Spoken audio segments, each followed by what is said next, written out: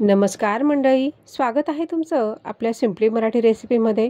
उन्हाळा म्हटलं की प्रत्येक गृहिणीला स्वयंपाकाचा हा कंटाळा येणारच, परंतु जर अशी रेसिपी असेल एकदम झटपट होणारी तर आपल्याला अजिबात कंटाळा येणार नाही।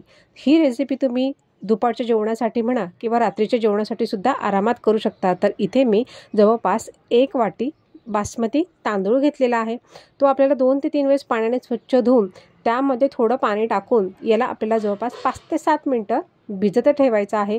त्यानंतर कढईमध्ये आपल्याला 2 चमचे साजूक तूप टाकून घ्यायचं आहे आणि त्याचप्रमाणे आपल्याला यामध्ये थोडं तेलही टाकून घ्यायचं आहे। त्यानंतर आपल्याला यामध्ये टाकून घ्यायचे आहे धने जिरे पावडर। त्यानंतर इथे मी टाकून घेतलेला आहे उभा लांब चिरलेला असा कांदा। हे आपल्याला सोनेरी रंग येईपर्यंत छानपैकी यामध्ये भाजून घ्यायचे आहे। त्यानंतर यामध्ये काही काजूचे तुकडे टाकून घ्यायचे आहेत, ते सुद्धा आपल्याला या तेलात तुपामध्ये छानपैकी फ्राय होऊ द्यायचे आहेत। त्यानंतर एक गाजर आहे, गाजराचे बारीक तुकडे करून मी इथे टाकून घेतलेले आहेत, ते सुद्धा आपल्याला यामध्ये चांगले फ्राय होऊ द्यायचे आहेत।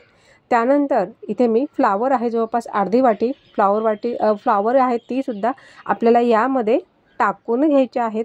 त्यानंतर आपल्याला यामध्ये अजून टाकून घ्यायचे आहे आलं लसणाची पेस्ट। ज्यावेळेस आपण आलं लसणाची पेस्ट कांडायला घेतो त्यावेळेस थोडं त्यामध्ये मीठ टाकावं, म्हणजे ती पेस्ट अशी पटकन काढली जाते। त्यानंतर अर्धी वाटी आहे इथे कांद्याची पात, ती सुद्धा आपल्याला यामध्ये आता चांगली फ्राय होऊ द्यायची आहे। हा भात चवीला म्हणाल तर अतिशय अप्रतिम लागतो आणि करायलाही एकदम सोपा आणि झटपट आहे। त्यानंतर इथे काळी मिरी पावडर आहे आणि त्यानंतर इथे मी चवीनुसार मीठ टाकून घेतलेलं आहे आणि हे सुद्धा आपल्याला यामध्ये चांगल्यापैकी फ्राय होऊ द्यायचं आहे। त्यानंतर इथे जो आपण भिजवलेला तांदूळ आहे हा इथे टाकून घ्यायचा आहे आणि तो सुद्धा आपल्याला यामध्ये छानपैकी कलसून घ्यायचा आहे, फ्राय होऊ द्यायचा आहे। लक्षात ठेवा, आपल्याला आता यामध्ये जवळपास आपण आता 1 वाटी बासमती तांदूळ घेतलेला आहे, तर आपल्याला 3 वाटी गरम पाणी टाकायचं आहे, कारण की आपण याला फक्त 5 ते 7च मिनिटं पाण्यात भिजत ठेवलेला होता। तर इथे मी जवळपास 3 वाटी जे आहे गरम पाणी हे टाकून घेतलेलं आहे। त्यानंतर आपल्याला हे सगळं एकत्र करून घ्यायचं आहे आणि हा जो भात आहे हा अवघ्या 10 मिनिटात तयार झालेला आपल्याला दिसून येतो। अतिशय झटपट होणारी आणि खायला म्हणाल तर अतिशय रुचकर हा भात लागत असतो। तुम्ही कोशिंबीर सोबत खाऊ शकतात, काकडीच्या सलाडासोबत खाऊ शकतात आणि चवीला म्हणाल तर अप्रतिम।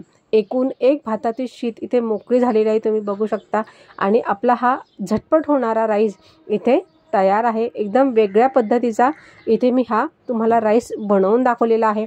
चला तर मग रेसिपी जर तुम्हाला आवडली असेल तर नक्कीच चॅनलला लाईक करा, शेअर करा, कमेंट्स करा आणि हो, चॅनलला नक्कीच सबस्क्राईब करा। तुम्ही सबस्क्राईब केल्यामुळे आम्हाला एक वेगळीच एनर्जी मिळत असते नवीन नवीन पदार्थ तुमच्यासमोर आणण्याची।